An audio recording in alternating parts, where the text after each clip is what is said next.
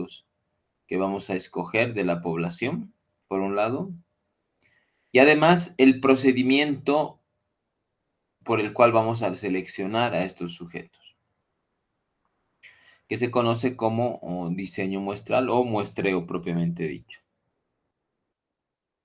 Y cuando hablamos, por ejemplo, de estudios experimentales, más de corte experimental, se suele utilizar, ¿no?, la terminología más precisa para estos estudios como ensayos clínicos, por ejemplo, como grupos de estudio, ¿sí? Que son los sujetos en realidad de experimentación. Ahora, el tamaño muestral. Para la mayoría de los estudios, ¿no?, el mínimo tamaño muestral requerido se estima a través de la aplicación de una fórmula. Y es bueno decirles que existe una fórmula para cada tipo de estudio. Y ya vamos a ver al final la fórmula que yo voy a proponerles para el cálculo del tamaño de muestra. Bueno, ya en el procedimiento, ¿no? ¿Cómo selecciono yo a estos sujetos? Hemos dicho que este procedimiento muestral también es conocido como muestreo y se entiende como el proceso que vamos a utilizar para escoger o extraer esta parte de la población, ¿no? Con el fin único de que esta muestra sea representativa de la población. Y todos estos procedimientos de los cuales vamos a hablar en un momento nos permiten que al escoger esta muestra, este grupo pequeño de la población, se pueda tener y lograr un grado de probabilidad de que este pequeño grupo, esta muestra, posea las mismas características que el universo que queremos estudiar. Esa es la idea. Ahora, ¿qué tipos de muestreo podemos describir o mencionar? ¿Cómo? Y que nos describen cómo nosotros obtenemos, ¿no?, esta muestra. En general existen dos tipos. Unos que son los muestreos, o el muestreo, perdón, probabilístico, y el muestreo no probabilístico. Cuando hablamos de muestreo probabilístico, ¿no?, nos referimos a que cuando las seleccionamos, todas las unidades muestrales tienen una probabilidad conocida de ser escogidas, todas tienen una misma probabilidad de ser escogidas, y esta probabilidad es distinta a cero.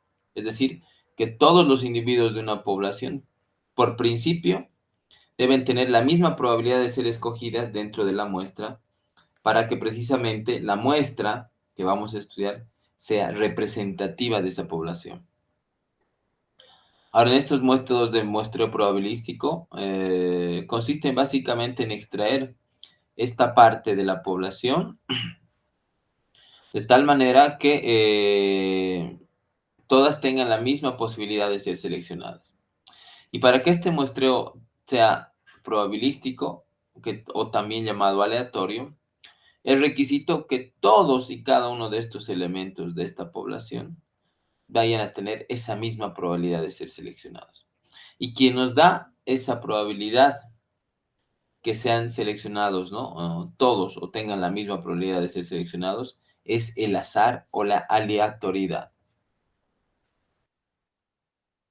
Dentro de los métodos de muestreo probabilístico podemos mencionar a cuatro, básicamente. Primero, el muestreo aleatorio simple, luego el muestreo aleatorio sistemático, en tercer lugar, el muestreo aleatorio estratificado y finalmente el muestreo aleatorio por conglomerados. Obviamente cada uno de estos tiene sus características específicas y será elegido en función del tipo de estudio que nosotros vamos a llevar a cabo. Pero además de los estudios probabilísticos, tenemos también un grupo de estudios no probabilísticos. Y aquí podemos mencionar, por ejemplo, al muestreo por cuotas, al muestreo por conveniencia y a un muestreo que lo denominamos como bola de nieve. Vamos a empezar hablando, chicos, del muestreo probabilístico, uno de los más conocidos, que es el muestreo aleatorio simple. Este muestreo aleatorio simple, chicos, cada unidad ¿no?, que hace parte de esta muestra, por principio, debe tener la misma probabilidad de ser escogida. Para esto es importante numerar a toda la población que es objeto de nuestro estudio, y dentro de esta población que está numerada debemos obtener de manera aleatoria los números que van a ser parte de nuestra muestra, ¿no?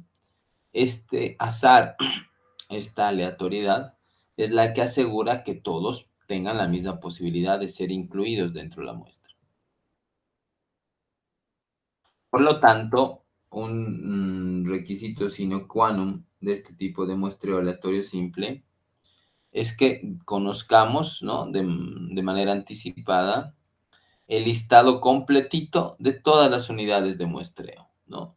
Porque es la única forma de que a partir de este listado, de esta población, de este universo, nosotros podamos obtener el tamaño de muestra que definamos de manera aleatoria, ¿no?, de esta población grande. Siempre hablando de nuestro muestreo aleatorio simple, hay que decir que cuando empleamos el procedimiento, primero, debemos, ya lo decía hace un momento, asignar un número a cada uno de los individuos de la población, y a través de cualquier método que ustedes decidan, ¿no?, normalmente un método mecánico, se pueda elegir a los sujetos que van a ser parte de nuestra muestra de manera aleatoria. Y estos métodos que yo les llamo, ¿no?, de tipo mecánico, pueden ser desde el método de bolitos, ¿no?, que se van sacando de una bolsa, pasando por unas tablas de números aleatorios que ya están predefinidas, que existen en muchos libros, van a encontrar eso, hasta utilizar paquetes informáticos que van a generar estos números de manera aleatoria, ¿no?, utilizando la calculadora, utilizando una computadora. Ahora, hay que mencionar también que una desventaja que presenta este muestreo aleatorio simple es que no puede utilizarse cuando un universo es demasiado grande, ¿sí? Ahora, fíjense, este es un ejemplo de una tablita o de números que han sido extraídos de manera aleatoria a partir de un programa que podemos nosotros descargarlo o encontrarlo en el internet. Y aquí en el ejemplo, fíjense, tenemos un tamaño de población de 3,000, ¿no? 3,000 individuos, pero el tamaño de muestra que yo necesito estudiar de estos 3,000, o 30,000, perdón, es igual a 50, es decir, que es suficiente estudiar 50 individuos dentro de esta población, de modo que esta muestra de 50 sea representativa de esta población. Ustedes saben, o me imagino que ya hemos tocado este tema, cuando nosotros decidimos optar por obtener una muestra, no es por una decisión arbitraria o por un mero gusto, sino tiene connotaciones, primero, de facilidad en el momento de realizar un estudio. No es lo mismo, ¿no?, estudiar un fenómeno en 30,000 sujetos que en 50.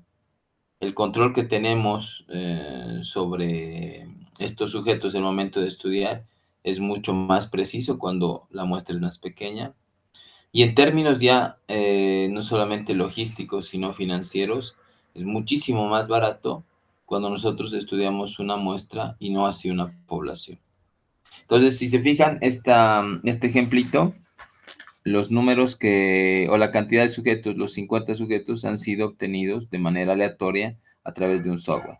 Ahora, si aplicamos otro software, ¿no?, otro paquete de obtención de números aleatorios a un tamaño de muestra de 30,000, podría darse otros números, fíjense. Este es otro ejemplo donde también se han lanzado al azar 50 números dentro de 30,000 y nos dan otros números totalmente distintos, ¿se fijan? No son los mismos. Entonces, un poquito esa es la idea, ¿no? Eso nos asegura que nosotros podamos tener la certeza de que todos los individuos de la población tienen la misma probabilidad de ser escogidos. Bueno, este es el muestreo aleatorio simple. Ahora vamos a hablar del muestreo aleatorio sistemático. En este muestreo, cada unidad tiene la misma probabilidad de ser incluida, ¿no?, en la muestra por principio, y las unidades muestrales son seleccionadas de una manera ordenada. Ya se van a fijar la diferencia. En este tipo de muestreo, la manera de selección depende mucho del número de elementos que están dentro de la población, además del tamaño de muestra que nosotros decidimos obtener. En este tipo de muestreo, el número de elementos de la población es primero dividido por el número deseado de la muestra y el cociente, ¿no?, que obtengamos de esta división indicará cada cuántos elementos en la población vamos a seleccionar los sujetos. Para que entiendan mejor, el primer elemento de la muestra, ¿no?, es seleccionado al azar, es el único que es seleccionado, digamos, de manera aleatoria, el primer elemento de la muestra, y los siguientes elementos, ¿no?, o a los siguientes elementos se le suma este cociente, esta constante que vamos a calcular, ¿no?, entre la población y la muestra, y vamos escogiendo, ¿no?, hasta completar la muestra siguiendo este intervalo definido. Veamos con un ejemplo. Vamos a subir que este número, este cociente, este número que nos va a dar el intervalo, se lo simboliza con la letra K. La N mayúscula es igual a la población, al número de la población. Y la N minúscula es el número del tamaño de muestra que necesitamos, ¿no? Entonces, asumamos que tenemos una población de 1000 unidades y queremos una muestra de 200 unidades. Lo que hacemos es dividir 1000 entre 200 y obtenemos un cociente, ¿no?, que es una constante. Y este número que nos va a definir el intervalo, ¿no?, nos va a decir que nosotros vamos a obtener de esta población de 1000 individuos, 200 individuos, pero cada 5 intervalos. Y para esto, para empezar este muestreo, hemos dicho que el primer número se elige al azar, ¿no?, entre un número entre 1 y 5, que es el número del intervalo, y elegimos al azar cualquier número, por ejemplo el 2, y es a partir de este número 2 que empezamos a completar la muestra. ¿Cómo? Si la primera unidad es el 2, la siguiente va a ser después de 5, porque el 5 es el intervalo. Entonces, 2 más K, que es la constante 5, será 7. Entonces, el siguiente individuo es el número 7. A este número 7 le vamos a volver a sumar 5 para elegir el tercer individuo. Entonces, seguramente, ¿no?, 7 más 5 es 12 y ese va a ser el tercer individuo. A este 12 le sumaremos otros 5, que seguramente es 17, y ahí tendremos el cuarto individuo y así sucesivamente hasta completar el tamaño de muestra que en nuestro ejemplo es igual a 200 unidades.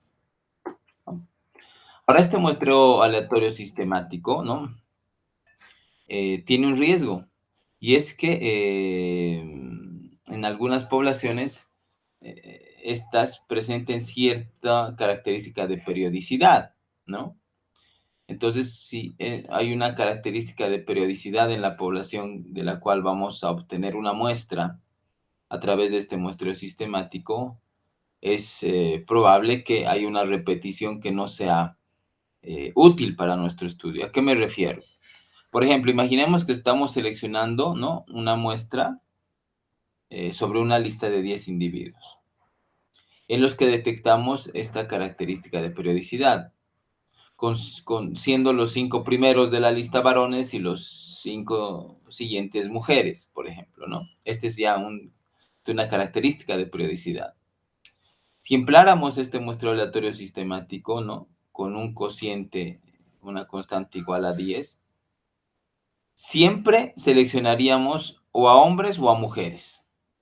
Siempre. porque cada 10 vas a tú obtener, ¿no? Si el intervalo es 10, entonces cada 10 individuos siempre van a ser, si hay esta periodicidad, u hombres o mujeres. Es decir, que el momento de obtener nuestra muestra, esta no va a ser representativa, no va a ser homogénea o heterogénea, porque solamente vamos a tener individuos de un solo género. Entonces, no es aplicable este muestreo aleatorio sistemático en este tipo de poblaciones que tienen un carácter de periodicidad, ¿sí? Al igual que en el caso anterior, una de las desventajas del muestreo aleatorio sistemático es que no es factible utilizarlo cuando los universos son muy grandes. Ahora hay un tercer grupo, decíamos, de muestreo probabilístico, y es el muestreo aleatorio estratificado.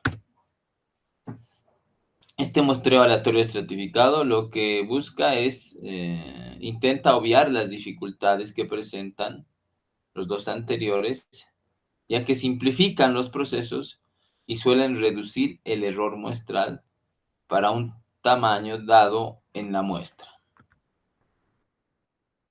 ¿En qué consiste este muestreo aleatorio estratificado? Consiste en considerar categorías dentro del universo. Estas categorías tienen que ser típicas, ¿no? Pero diferentes entre sí a la vez. Y esas categorías los conocemos como nombres de estratos, que tienen la capacidad o la particularidad de poseer gran homogeneidad respecto a algunas características.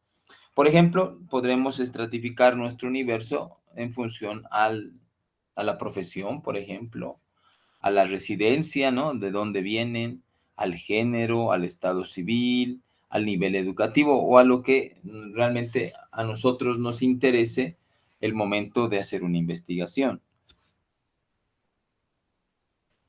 En este tipo de muestreo aleatorio estratificado, lo que se pretende es asegurar que todos los estratos que nos interesan analizar estén representados adecuadamente en la muestra. Ayer, por ejemplo, teníamos uno de los estudiantes, de sus compañeros, me decía, doctor, yo voy a hacer un estudio, ¿no? Voy a hacer un muestreo aleatorio estratificado. Y él explicaba muy bien porque en su estudio él necesitaba asegurarse que todos los estratos de su estudio estén presentes. Y su estudio pensaba llegar a todos los niveles, es decir, a todos los cursos de la formación de la Facultad de Medicina de la San Simón. Es decir, él quería hacer su estudio tanto a los de primero, segundo, tercero, cuarto, quinto y sexto o internado, pero para asegurarse que todos tengan participación en su estudio, él decidió, por ejemplo, estratificar, ¿no? Por nivel o por año. Es más o menos el principio y el ejemplo que les doy para que entiendan de qué se trata la estratificación. Porque cada estrato, chicos, funciona de manera independiente, inclusive pudiendo, ¿no? Aplicar dentro de cada estrato un muestreo diferente. Por ejemplo, si yo voy a dividir en varios estratos, ¿no? Como daba el ejemplo de este compañero de ustedes, y tenemos 6 estratos, ¿no? Porque él quiere que todos los niveles de la formación de medicina estén presentes. Él podría, ¿no? Obtener de cada estrato, ¿no? Una pequeña muestra. Y para eso, por ejemplo, podría utilizar un muestreo aleatorio simple o estratificado. Entonces, uno puede, dentro de cada estrato, inclusive, utilizar, ¿no? Otro tipo de muestreos. Ahora, en ocasiones, las dificultades que plantean estos muestreos estratificados pueden ser muy grandes, pues esto exige que conozcamos bien una población de estudio, ¿no? De manera detallada y muy consciente, porque al conocer esta población de estudio, nosotros sabremos, ¿no? El tamaño geográfico que tiene, si necesitamos, ¿no? Estratificar esta población, por ejemplo, por tamaño geográfico, por sexo, por edad. Había otro ejemplo ayer de un estudio que se planteaba en todo el departamento de Cochabamba. Pero este compañero suyo me decía, yo necesito asegurarme que que todas las provincias del departamento estén representadas, ¿no? El momento que yo haga el muestreo. Entonces, él decidió hacer una estratificación por provincias, de modo que el momento de obtener la muestra para el estudio, tengamos o estemos seguros de que cada una de las provincias del departamento estén representadas, ¿no? En esta muestra. Un ejemplo, chicos, de estratificación, fíjense. Aquí hay un estudio, ¿no? Que busca hacer una investigación en una población de referencia igual a 2.000 individuos, pero por razones ya mencionadas, ¿no? Es mucho más factible hacer este estudio en una muestra y nosotros decidimos que la muestra o el tamaño muestral va a ser igual a 250. Para hacer una estratificación correcta, fíjense, ellos primero, bueno, asumamos que el estudio tiene como una característica importante el que las personas presenten una característica sanitaria como es la obesidad y otro grupo que no presente la obesidad para mi estudio. Entonces yo quiero que ambos estratos, que ambos grupos estén presentes en mi estudio. Entonces una alternativa es estratificar. Y si ustedes se fijan acá, en el grupo de obesos, ¿no? Del total de la población de estudio, el 28% son obesos y el 72% no son obesos. Cuando yo obtengo la muestra, ¿no? En los 250, debo respetar esta proporción. Y fíjense, dentro de mi muestra, que son 250, de la muestra vamos a tener el 28% que son obesos y 180 que no son obesos. Y lo mismo en el tema de género, ¿no? Fíjense, del total de personas no obesas, el 12% son varones, el 16% son mujeres, ¿sí? En la muestra vamos a respetar la misma proporcionalidad, teniendo, ¿no? 12% de hombres y 16% de mujeres. Y lo mismo pasa con el subgrupo de no obesos. Entonces, la idea, chicos, cuando hacemos un muestreo estratificado, es que por las características de nuestro estudio y los objetivos que queremos nosotros alcanzar, decidimos, ¿no?, dividir la población en estratos, pero para asegurarnos la participación de cada uno de estos de manera proporcional, debemos elegir las mismas proporciones que tiene la población de estudio. Siempre en el muestreo aleatorio estratificado, es bueno mencionar que la distribución de esta muestra se hace en función de los diferentes estratos. Esta distribución es denominada como afijación. Y esta fijación puede hacerse de tres tipos. Fíjense, una fijación simple, ¿no? Donde a cada estrato le corresponde el igual número de elementos de la muestra. Una fijación proporcional, donde la distribución se hace de acuerdo al peso o tamaño de la población en cada estrato, es decir, a la proporción. Y finalmente podemos optar por una famosa fijación óptima, donde se tiene en cuenta la previsible dispersión que va a existir de los resultados, de modo que se considera la proporción y la desviación típica.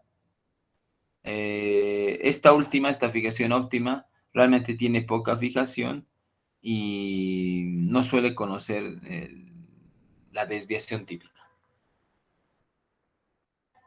Y finalmente, dentro del último ejemplar, llamémoslo así, de este muestreo estratificado, perdón, este muestreo aleatorio probabilístico, es el famoso muestreo aleatorio por conglomerados. Hasta ahora los métodos que hemos presentado están pensados en seleccionar directamente elementos de la población, ¿no? Es decir, mi unidad de estudio es el individuo, la persona. Pero cuando hablamos de un muestreo por conglomerados, la unidad muestral ya no es el individuo, ¿no? Sino es un grupo de elementos de la población que van a formar una unidad, y en este caso lo llamamos como conglomerados.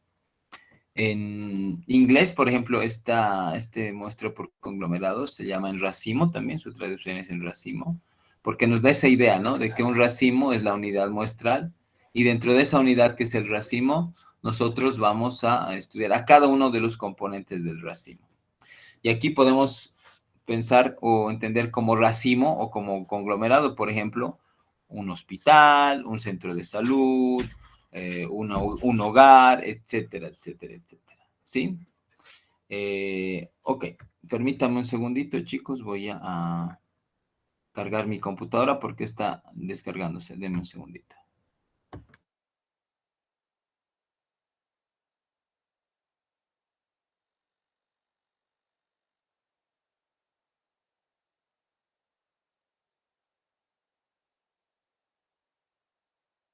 Alternativa para un muestreo probabilístico es la por conglomerados. Y en este estudio por conglomerados, lo que en realidad hacemos es hacer una selección aleatoria de un grupo de individuos, ¿no? De un conglomerado, hasta que podamos alcanzar nuestro tamaño muestral. Ahora, este tipo de muestreo por conglomerados, si bien es muy útil en ciertas investigaciones, ¿no? Tiene un pequeño, llamémoslo así, defecto que se puede asumir a priori que cada conglomerado, cada grupo de individuos tiene ciertas similitudes. Entonces, eso le quita el carácter o un poco, ¿no? Le resta un poquito el carácter de tener la misma probabilidad de todos los individuos de la muestra de ser parte del estudio. Entonces, tiene un errorcito un poquito mayor, muestral, que por ejemplo un estudio aleatorio simple o uno que es sistemático, ¿sí? Ahora, es necesario comentar que ante la compleja, ¿no? O lo complejo, perdón, que puede llegar a ser la situación real de un muestreo, con la que nosotros vamos a confrontarnos en el momento de nuestro estudio de investigación, muchas veces es común que se emplee un sistema que se llama muestreo polietápico, donde ciertamente vamos a utilizar más de un muestreo, no solamente uno, en función a lo que nos convenga, ¿no? Hacer. Ya me adelantaba hace un momento cuando, por ejemplo, les comentaba lo que ayer presentó uno de sus compañeros de otro grupo para un estudio en un colegio y me decía, ok, doctor, yo necesito que todos los cursos estén presentes de secundaria, voy a tener 6 estratos de primero a sexto de secundaria, pero esa es mi primera etapa, dice, ¿no? Yo hago un muestreo o un estratificado. Ya mi segunda etapa es de que en cada estrato, ¿no? Cada uno de los cursos yo voy a hacer un muestreo aleatorio sistemático, me dice. Porque así yo me voy a asegurar que tenga, ¿no? Cada nivel una representación hasta que yo pueda completar el tamaño de la muestra que he definido. Y ese era un ejemplo muy claro de un muestreo polietápico, porque en una etapa usa primero un muestreo aleatorio estratificado y en una segunda etapa, por ejemplo, usa un muestreo aleatorio sistemático. Ahora vamos a hablar de los métodos no probabilísticos. Y hemos visto que hay los probabilísticos que tienen ciertas ventajas y ciertas características, como por ejemplo que le dan un valor interno mayor a un estudio científico. El hecho de generar, ¿no? Una metodología aleatoria hace que nosotros podamos inferir los resultados que encontremos en la muestra hacia la población, ¿no? No necesitamos intervenir en los 30.000 individuos de una población, nos bastaría, ¿no? Con los 50 individuos de la muestra para obtener resultados que podamos nosotros inferir a toda esa gran población. Pero hay otros que son no probabilísticos y tienen que ver más con o metodologías de tipo cualitativa o con la factibilidad que nosotros encontramos en hacer un muestreo, ¿no? Que no sea tan técnico, sino más intuitivo. Ahora, este muestreo no probabilístico también es conocido como muestreo por conveniencia, por lo tanto, no es aleatorio, ¿no? Y ahí sí se quita la probabilidad de que cada uno de los individuos tenga la misma probabilidad de ser seleccionado, ¿no? Y es el investigador que decide de manera individual cómo elegir a sus individuos que va a estudiar. Ahora, cuando hablamos de estos estudios, decía que es muy habitual utilizarlos para investigaciones más de tipo cualitativa. Ahora, este muestreo no probabilístico Es también utilizado muchas veces para estudios que son más de tipo exploratorio, ¿no? Antes de iniciar un estudio, por ejemplo, mucho más grande, debido a que cuando vamos a entrar a un muestreo de tipo probabilístico, este pueda erogar muchos más costos el momento de aplicar el estudio, ¿sí? Además, cuando estamos hablando de muestreos no probabilísticos, también podemos clasificarlos en 4 tipos, básicamente. Uno de ellos es el muestreo intencional o también llamado deliberado. El otro es el muestreo accidental o por conformidad, o por comodidad, perdón. El tercero es un muestreo que se llama por cuotas. Y el cuarto se lo conoce como muestreo por bola de nieve. Hablemos del muestreo intencional o deliberado. En este caso, el investigador es quien decide, ¿no? Según los objetivos y el tipo de estudio que va a llevar a cabo, qué qué elementos van a integrar la muestra, ¿no? Y muchas veces decidimos que sean, ¿no? Aquellos que están interesados, los que acuden a responder el cuestionario, los que están cerca, ¿no? De mi lugar de experimentación, etcétera. Es una decisión de cada uno de los investigadores. En este caso, el investigador va a conocer la población y sus características, las cuales pueden ser utilizadas para la selección de muestra no probabilística. Este tipo de muestreo, se los decía, se caracteriza por un esfuerzo deliberado de obtener muestras que sean representativas, mediante la inclusión de la muestra de grupos supuestamente típicos. Pero el hecho de que no sea aleatoria ya le quita este carácter, ¿no?, de representatividad. Ahora, en este muestreo por comodidad se toman las unidades o casos que están disponibles en un momento dado, como por ejemplo las consultas que van en un día a un centro de salud. Yo voy a hacer un estudio X en un centro de salud y bueno, tengo que obtener los datos de la población y bueno, por conveniencia digo, bueno, todos aquellos individuos que vengan hoy a la consulta serán estudiados. Y ese es un estudio por comodidad, ¿no? Además, se trata de un proceso en el que el investigador selecciona directa e intencionalmente los individuos de la población, por eso el nombre de intencional. El caso más frecuente de este procedimiento, ¿no? El utilizar como muestra individuos a los cuales podamos acceder de manera fácil para el estudio de investigación. Hay otro tipo, les decía, el famoso estudio por cuotas, eso es muy interesante. ¿Por qué? Porque en este tipo de muestreo lo que hacemos es fijar cuotas, que consiste en realidad en un número de individuos que reúnen unas determinadas condiciones. Por ejemplo, 20 o 25, o 20 individuos, perdón, entre 25 y 40 años, es lo que me interesa para mi estudio, que sean de sexo femenino y que vivan en Cochabamba, por ejemplo. Ahora, una vez que la cuota está determinada, digamos, de 20 individuos, entonces lo que hace el método es buscar, ¿no?, en el entorno cercano estos 20 individuos que cumplan con las características antes señaladas. De ese modo yo saturo mi muestra y tengo, ¿no?, el número necesario para empezar una investigación. Y finalmente, chicos, el muestreo llamado por bola de nieve es muy interesante porque se caracteriza porque en este tipo de muestreo yo empiezo, ¿no?, a estudiar a un grupo de individuos o a algunos individuos y son ellos que me dan la referencia de los otros, ¿no? Y son los otros a los que estudio y los que me dan la referencia de otros más. Es por eso tiene una característica de bola de nieve, va creciendo poco a poco. Y especialmente estos estudios son muy importantes, o este tipo de muestreo, en personas que tienen características más marginales, ¿no? O que se entienden más por delincuentes o sectas o determinados tipos de enfermedad. En esos casos sí se puede aplicar y se puede prestar mucho un muestreo tipo bola de nieve. Bueno, hasta aquí los tipos de muestreo. Probabilísticos, no probabilísticos. Entre los probabilísticos hemos visto 4 y entre los no probabilísticos lo mismo. Pero ahora hablemos rápidamente del tamaño muestral. ¿Qué es el tamaño muestral? Que es también importante definir. Para la mayoría de los estudios, el mínimo tamaño menstrual, ¿no?, requerido se estima a través de una aplicación de fórmulas, ya les decía. Y existe una fórmula para cada tipo de estudio. Una fórmula que es muy estándar es la que estoy mostrando en pantallas.